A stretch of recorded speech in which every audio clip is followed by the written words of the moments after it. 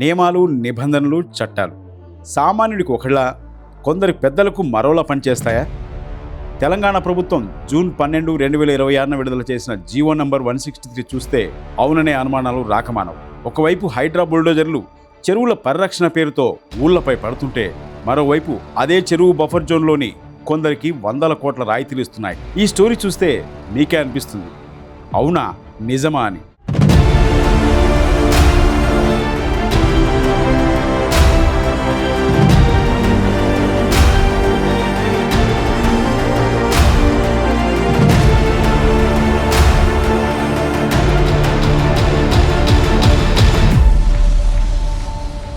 సాధారణంగా ఎక్కడైనా buffer zone పరిధిలోకి వస్తే 100 లేదా 200% టీడీఆర్ ఇవ్వడమే గగనం.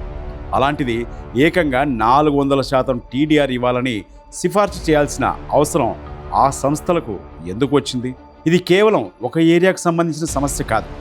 400% టీడీఆర్ అంటే ఒక బిల్డర్ లేదా ఫ్లాట్ యజమాని తాను కోల్పోయిన స్థలానికి బదులుగా నగరంలో మరెక్కడైనా 4 రెట్లు అదనపు నిర్మాణాలను ఉచితంగా చేసుకోవచ్చు, లేదా దాన్ని ఇతరులకు వందల కోట్లకు అమ్ముకోవచ్చు. దీనివల్ల ఒకవైపు ప్రభుత్వ ఖజానాకు రావాల్సిన ఫీజులు రావు, మరోవైపు నగరంపై అదనపు నిర్మాణాల భారం పడుతుంది.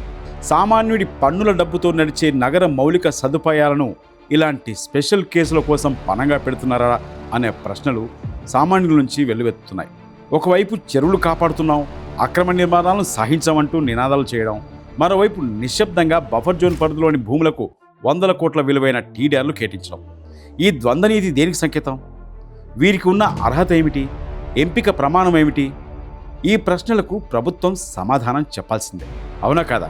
ఎందుకంటే స్పెషల్ కేస్ అనే ఒక్క క్లాజ్తో తెర వెనుక జరిగే వ్యవహారాలను ప్రజలు గమనిస్తూనే ఉన్నారు. పారదర్శక పాలనంటే ప్రశ్నలకు భయపడడం కాదు, సమాధానం చెప్పడం కూడా.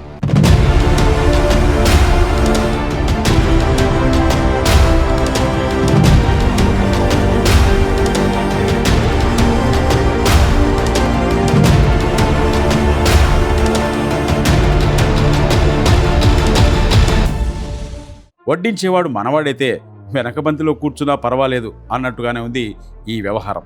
ఎల్లమ్మ చెరువు ఎఫ్టీఎల్ బఫర్ జోన్ పరిధిలోని ప్లాట్ యజమానులకు ప్రభుత్వం ఏకంగా 400% టీడీఆర్ ఇవ్వడం, మిగతా వాళ్ళను సైడ్ చేయడంపై మీ అభిప్రాయం ఏంటో కామెంట్లో తెలియజేయండి.